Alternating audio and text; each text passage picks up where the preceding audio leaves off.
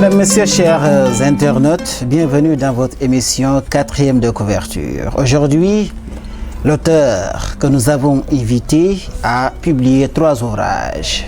Le premier en 2017, Kalidou, les tribulations d'un jeune Foutanké que vous voyez à l'écran. Le second, À l'ombre du Caïsadra, morceau de vie, toujours un roman. Et le troisième, La pirogue-ivre, tous les deux publiés en 2020. Atoumane Ndiaye, Moussa Ndiaye, merci d'avoir accepté cette invitation. C'est moi qui vous remercie, M. Top. Permettez également de dire, de vous saluer, de saluer l'ensemble de ceux qui vous suivent, et également à l'équipe de l'Harmattan. C'est un plaisir. Kalidou, les tribulations d'un jeune Foutanké. Paraît-il que vous avez vécu à Matam, dans le Fouta. Est-ce en quelque sorte une représentation de votre vécu que vous avez essayé de coucher sur papier à travers ce manuscrit qui est devenu aujourd'hui cet ouvrage? Oui, on peut le dire en partie. Parce que quand même c'est un projet qui remonte à mes années de thèse. Comme je le dis souvent. Parce que j'ai eu la chance de travailler sur les infections sexuellement transmises quand je faisais ma thèse. Et donc, chez les séropositifs au VIH, j'avais constaté à l'époque toujours une notion d'appartenance à la région du fleuve et également la notion de séjour à l'étranger. Et comme on sait que les polars en général, c'est des voyageurs devant l'éternel. Donc à l'époque, j'avais déjà fait ce constat. Bon, après, j'ai eu la chance de faire un peu la sous-région, de faire un peu le Cameroun, parce que j'ai fait des études post-universitaires à l'université de Yaoundé. Et donc, c'est ce qui m'a permis un peu de voir comment nos compatriotes, surtout Alpulaar, vivent à l'extérieur. Bon, après, c'est également une chance. D'avoir un peu été à Matam, où j'ai passé quand même 20 ans de ma vie. Et donc, ça m'a permis de voir un peu la réalité de près. Donc, le projet que j'avais déjà à l'université a mûri à Matam. Et c'est sorti de mes tiroirs, je vous le disais tantôt, parce que mon père m'a convaincu. Et je dois également remercier des enseignants qui m'ont eu, M. Maudignan, mon beau-père, également M. Makebessal et Augustin Mendy, des professeurs de français qui m'ont eu. Et qui, à l'époque, m'ont convaincu que ce document-là méritait d'être partagé avec le grand public. Vous l'avez entendu, des classiques, des enseignants, vraiment de la vieille école, ont apprécié cet ouvrage Kalidou, les tribulations d'un jeune Foutanké. Maintenant, nous allons parler de vos 2 ouvrages, tous 2 reflets des réalités de notre société. Vous avez parlé de l'éducation, mais également vous avez parlé aujourd'hui de notre société de façon globale à travers les envies, les espoirs que nourrissent aujourd'hui les jeunes, cette envie de vouloir réussir. Une envie avec ses tentations. Pourquoi vous avez choisi, vous, dans ce premier ouvrage, À l'ombre du Caïsadra, publié en 2020, je rappelle, pourquoi vous avez choisi de peindre différents profils à travers différentes professions? Donc, dans À l'ombre du Caïsadra, morceau de vie, c'est un peu, je parle de la banlieue. Donc, je crée une banlieue. Et l'histoire est partie l'histoire est partie d'un fait banal. Un jour, je devais rentrer à Matam au lendemain de Tabaski. Et j'ai eu un problème avec mon véhicule. Donc le taulier habitait la banlieue, donc il me fallait m'y rendre. Donc quand je suis arrivé à, je crois que c'était Nyatimbar, l'étroitesse des rues, il m'a installé sur une chaise et j'observais les gens qui passaient. C'est ça un peu le Caïsadra que j'ai imaginé. Parce que des Caïsadra, vous en avez à Mbour sur l'axe principal, un peu partout. Donc je vois les gens qui sont tout le temps assis des grandes places. Donc c'est ça qui fait que moi, quand je suis observé, je regardais les gens, je voyais un peu l'habitation, les profils. Et je me suis dit, tiens, ce serait intéressant de pousser la réflexion. Et c'est ce qui m'a fait un peu créer une cité que j'appelle Gorel Alisso Rodine par la suite, parce qu'il y a eu des événements mystérieux qui se sont passés dans cet endroit-là. Et Rokhodine, ça peut être n'importe laquelle de nos banlieues. Exact. Et je dis également que la banlieue, les réalités que nous vivons dans nos banlieues ici ne sont pas différentes de celles que l'on vit un peu partout dans ce monde. Et d'ailleurs, j'ouvre ce document avec un peu ce que Sarkozy vivait à l'époque avec les banlieues, avec d'ailleurs ces propos un peu maladroits qu'il a eu à prononcer à l'endroit de ces banlieues parisiennes ou françaises de façon générale. Exact. Et donc, c'est ça. Les réalités dans ces cas-là ne sont pas différentes de ce qui se passe chez nous. Et la banlieue, c'est la pauvreté. Avec tout ce que cela peut entraîner comme conséquence. C'est un peu ça. Et d'ailleurs, les profils que nous dressons, en général, vous voyez que ce soit dans nos banlieues ou ailleurs, les têtes qui débordent, ceux-là qui s'en sortent, c'est rarement des gens qui passent par l'école. Souvent, c'est des gens qui ont des talents dans le sport, qui ont des talents dans l'art de façon générale, ou qui essaient par des sentiers détournés, ce que Sarkozy avait malheureusement appelé la voyoucratie, qui passe par ces sentiers-là pour pouvoir s'en sortir. D'où ces profils que j'ai dressés pour un peu faire voir les réalités qu'on vit. Si certains d'entre vos profils dressés, vos personnages, si certains d'entre eux ont réussi, ont fait face certes aux difficultés, mais les ont contournées, d'autres, malheureusement, n'ont pas pu réussir. Qu'est-ce que vous avez voulu montrer là-dessus également? Parce que lorsque l'on lit votre ouvrage, on sent nettement que vous êtes imprégné, vous êtes imbibé de la réalité des sociétés sénégalaises. Quand je dis des sociétés, c'est vrai, chaque réalité, chaque société à travers son ethnie et les périmètres et la géographie qu'il détermine a une réalité particulière, mais dans tout cela, il y a des réalités communes. Qu'est-ce que vous avez voulu montrer en montrant d'une part la réussite et d'autre part l'échec? Est-ce une façon de légitimer qu'il faudrait qu'il y ait réussite et échec à la fois? De toute façon, c'est deux choses qui vont ensemble dans la vie de façon générale. Quand il y a des gens qui réussissent, il y en a d'autres à côté qui échouent. Ça, naturellement, c'est comme ça. Mais ce qui se passe maintenant dans nos sociétés, les valeurs ont changé. Maintenant, la valeur fondamentale, c'est être riche, avoir de l'argent. Voilà. Et d'ailleurs, c'est ce qui me fait dire quelque part dans le livre que les gens n'ont plus le choix. On est considéré quand on en a. On n'est pas considéré quand on est pauvre. Karl Marx disait que l'existence de l'individu se détermine par l'avoir.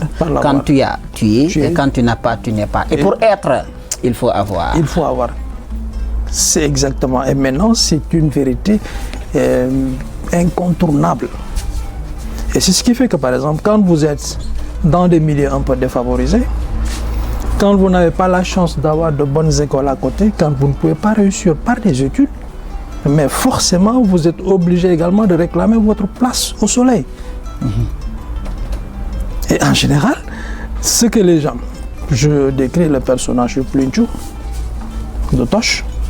Par exemple, Plinchou et Toch, ils ont choisi d'être des vagabonds. Exact. Carrément.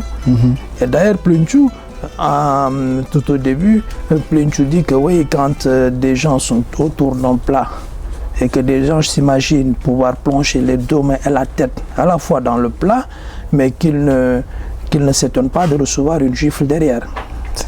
C'est un peu pour dire que nous allons prendre ce qui nous est dû chez ces riches. Et d'ailleurs, quelque part, il y a Jacques Bénigne Bossuet, le français, qui disait que les riches pensent que tout leur est dû. Et d'ailleurs, il a invité les riches à porter un peu le fardeau des pauvres, parce que, disait-il à l'époque, le poids de vos biens mal dispensés vous accablera. Et sachez qu'un jour, la mort vous trouvera, fût-ce sous la peau de veau C'est comme ça qu'il disait. Nous également, on ne dit pas autre chose. L'Afrique, le Sénégalais, de façon générale, c'est la solidarité. C'était la solidarité avant tout. Exactement. Mais maintenant, c'est des notions qui sont un peu passées de mode. Perdition. Voilà. Malheureusement. Malheureusement. Vous avez une belle capacité de description. Je l'avoue, hein, j'ai lu l'ouvrage, je l'ai dit tantôt.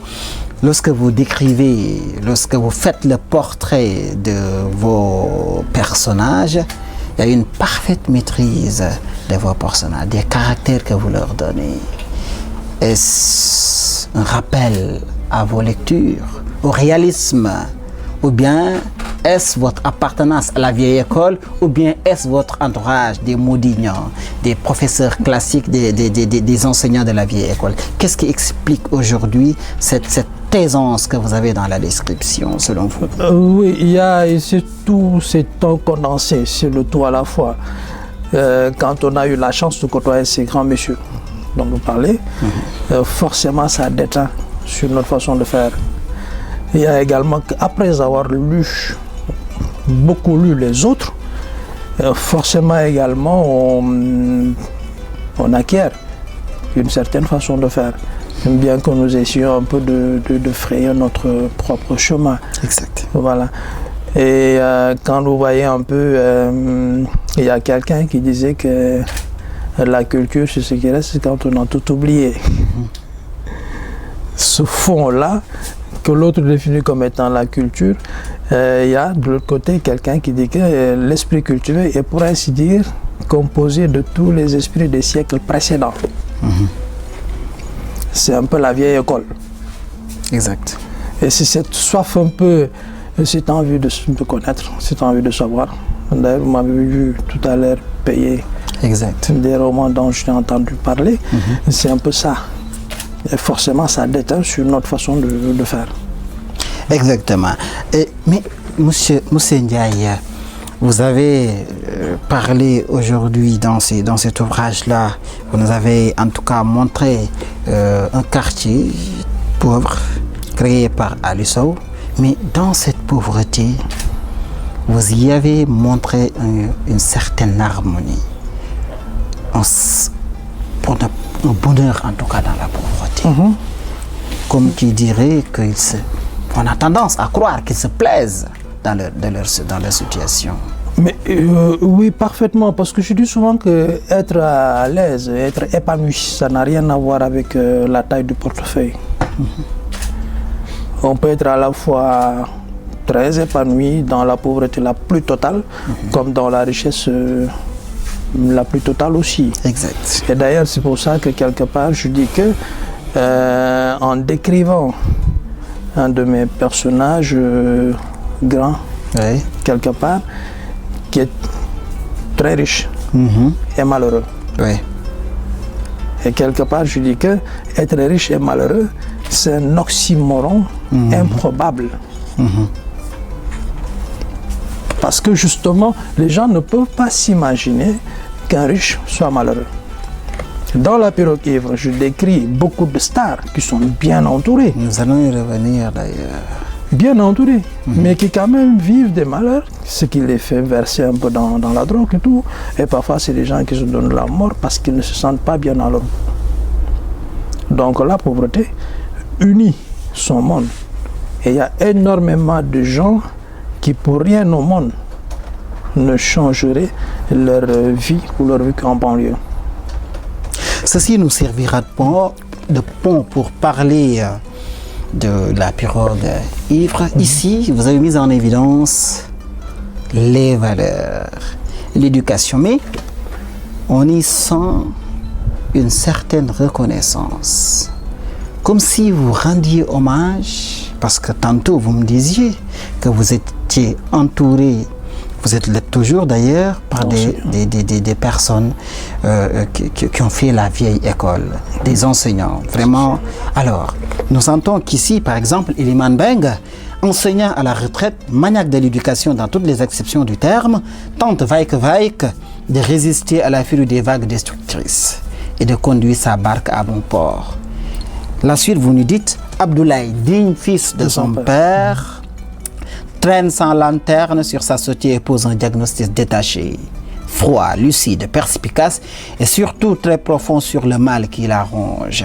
Son éducation est pour lui un rempart, un bouclier face au péril.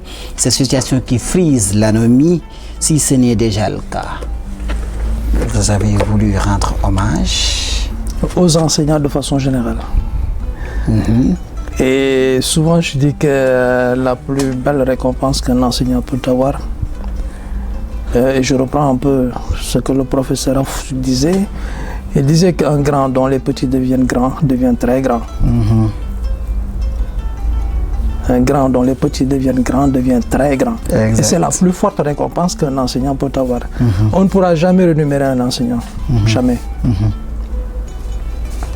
Et souvent, la part que nous réservons à nos enseignants, à l'école, à l'éducation de façon générale maintenant dans nos pays, c'est ça qui déteint dans nos comportements de tous les jours.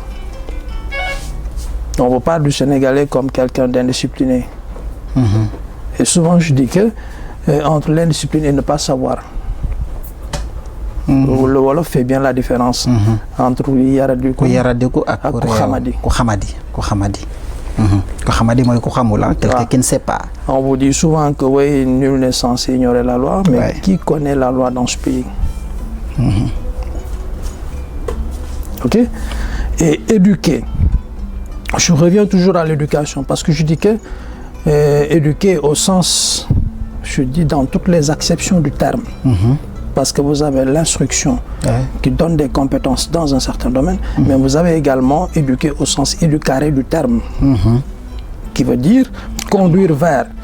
Donc c'est conduire un petit d'homme, je ne dis pas un petit homme, mais un petit homme vers sa condition d'homme. Et dans ces différentes étapes, c'est ça ce que l'on appelle de façon, ce que les sociologues appellent la socialisation de l'individu. Vous donnez à l'individu les valeurs qui fondent sa société. Et dans valeurs, je dis que il ne faudrait pas qu'on s'imagine que ou qu'on ait cette vision un peu passéiste des choses. Donc ce qui était valable il y a 100 ans, il y a 50 ans, il y a 25 ans, n'est plus forcément valable. Il faut être un homme de son époque. Voilà. Donc les valeurs ont besoin d'être mises à jour pour utiliser un terme beaucoup plus à la mode. Exact. Ok? Donc c'est à la fois le legs du passé, mais nourri d'emprunt qui féconde. Parce qu'il n'y a que sur cette base que l'on peut être un homme de son temps et répondre aux sollicitations et jouer véritablement son rôle dans la société. Et c'est d'autant plus important que le Sénégal, d'ailleurs le titre La pirogue ivre, n'est pas fortuit. Parce que je dis que la pirogue c'est Sénégal, l'ivresse, j'allais dire folie, mais j'ai préféré l'ivresse parce que je dis que l'ivresse, on peut espérer qu'une fois qu'on a cuvé son vin, que l'on redevienne normal. Mais la folie est un peu plus durable, j'ai préféré l'ivresse. Et quand on observe un peu le tableau dans nos sociétés, on a l'impression que maintenant c'est comme, pour parler comme le virus, c'est la mode, c'est comme si on avait inoculé un virus de folie à nos sociétés. Tout s'emballe. Nous marchons sur la tête au lieu d'être sur nos deux jambes. Nous avons un véritable problème d'éducation au Sénégal. Absolument. C'est ce que vous avez dans la circulation, c'est ce que vous avez dans toutes les structures. Hier, je dis dans une banque de la place, on a passé 30 minutes, les dames discutaient de l'autre côté, chacun était avec son portable et voilà. Dans la circulation, mais tout le monde s'imagine que je suis plus pressé que... Est-ce que dans ces conditions, on peut prétendre aujourd'hui à ce qui s'est dit politiquement, publiquement, à l'émergence, voire au développement? C'est ce que je dis. Je dis que l'émergence, il ne suffit pas de sortir de la tête de l'eau. Il faudrait d'abord savoir où est-ce qu'on va. C'est donc savoir, avoir une claire vision de là où on veut aller. C'est pour ça que d'ailleurs je lance une pique un peu à nos politiciens. Ouais. Je dis souvent que oui, les gens ils viennent, ils vous promettent des choses. Une fois qu'ils sont au pouvoir, ils oublient leurs promesses. Parce qu'une fois qu'ils sont aux affaires, c'est là qu'ils se rendent compte que leur programme, c'est pas tellement ça. Et qu'également, ils n'ont ni le personnel également qui pourrait leur permettre de mener leur dessein à bon port. Si nous devons aujourd'hui vraiment situer la responsabilité de notre situation, nous sommes un pays pauvre, mais également où le problème de l'éducation règne et se pose avec acuité. Cette question-là, si nous devions essayer de situer les responsabilités, selon vous, qui sont ou bien qui est responsable? La société peut l'être, mais qui est la société elle-même? Quand on parle de société, c'est la tête. La tête, c'est l'autorité. Que ce soit l'autorité à la fois politique et l'autorité religieuse. Parce que c'est peut-être ces gens-là qui devraient indiquer la conduite à suivre. Je cite quelque part Thierno Souleymane Baal. Et je cite également Cheikh Ahmadou Bamba. Moi, j'ai été surpris de voir quelque part qui écrit que Cheikh Ahmadou Bamba disait, quand on est venu le solliciter pour remplacer son père comme cadi auprès de l'Adjor, Cheikh Ahmadou Bamba a dit que je ne voudrais pas que les anges me voient avec un roi autre que le Créateur. N'est-ce pas? Ouais. Et je me demande souvent, je me dis, est-ce que ses petits-fils l'ont lu? Thierno Souleymane Baal, il a connu la révolution Toro en 1776. Ouais. Avant la Révolution française, avant même la Révolution des États-Unis. Ouais. Ouais. Qu'est-ce qu'il disait à l'époque? Quand vous voulez choisir un imam, choisissez quelqu'un qui a appris, qui a des connaissances. Vous choisissez un érudit, quelle que soit sa race, quelle que soit son ethnie. Il ne faut pas que l'imam soit quelque chose d'héréditaire, que les fils succèdent au père. Il faut qu'il soit travailleur. Si vous le voyez amasser de l'argent, chassez-le. Il a unifié le Fouta. Et quand il a fallu choisir un guide, qu'est-ce qu'il a dit? Moi, je ne me présente pas comme candidat. Je ne suis pas candidat. Après avoir libéré son peuple et unifié tout le monde. Un projet de constitution. On l'a avec Thierno Souleymane Baal. Exactement. Moi, j'ai été surpris de voir que Thierno Souleymane Baal, j'ai fait toutes mes études au Sénégal, on ne m'a jamais parlé de Thierno Souleymane Baal. La question de l'éducation revient. Nos programmes dans notre système éducatif. Très bien. Et souvent, les gens pensent que quand vous leur parlez de ces gens-là, c'est un peu que vous regardez trop dans le rétroviseur. C'est pas ça. Mais quand on veut construire quelque chose de durable, il faut un socle. Et pourquoi l'on nous parle de Hugo? On parle alors que ces gens-là sont presque de la même époque que les Thierno Souleymane Baal. Pourquoi accepterait-on ces gens-là qui sont venus d'outre-mer et aujourd'hui les gens n'acceptent pas que l'on ne parle D'où le rôle de nos intellectuels. Souvent je m'amuse à dire à mon père, souvent quand tu dis oui, les temps ont changé, je dis oui, mais vous avez fait de nous ce que nous sommes devenus. Vous auriez joué pleinement votre rôle, on n'en serait pas là. C'est ce que je disais souvent à mon père en le taquinant. Parce que quelque part, quand on regarde un peu maintenant, quand on interroge les jeunes, que ce soit ici en France ou aux États-Unis, ailleurs, bon, parce que j'ai souvent voyagé, et souvent je dis que par exemple, le français, il y en a plein, vous débarquez, vous leur parlez de Senghor, ils ne connaissent pas. Exact. On ne s'imagine pas ici au Sénégal quelqu'un qui ne connaîtrait pas Giscard d'Estaing, François Mitterrand ou Sarkozy. Il y a beaucoup de Sénégalais qui n'ont jamais voyagé, qui vous décrivent Paris. Par exemple. Qui vous parlent de la Tour Eiffel comme si c'est eux-mêmes qui l'avaient créée. C'est donc quelque part, c'est là où je dis que nous aurions peut-être gagné à nous connaître.